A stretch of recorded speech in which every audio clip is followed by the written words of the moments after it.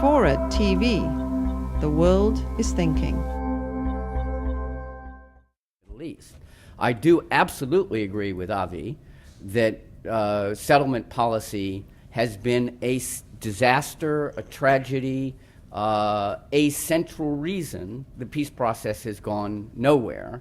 The only thing I would add is that unlike Avi, I'm not optimistic. I think the problem that we haven't talked about, and the reason I am hesitant to get into this is, again, you could allow this to spin utterly out of control, because I could quite passionately argue literally case by case, because I covered this from both sides for a decade and a half, of huge mistakes and missed opportunities by the Israelis, sometimes conscious, sometimes unconscious, even including our hero Yitzhak Rabin. One of the main mistakes, in my view, was not recognizing elected mayors on the West Bank in the 1970s, which Rabin could have done with transformative possibilities.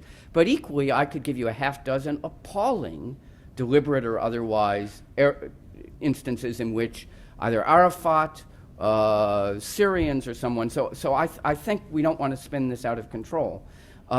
What I would say about the kind of central problem with Zionism isn't whether it's religious or not. As it happens, I think your point was absolutely right, Carl.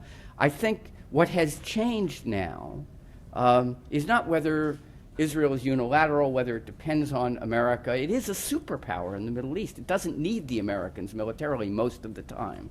The problem is demography, and that has changed.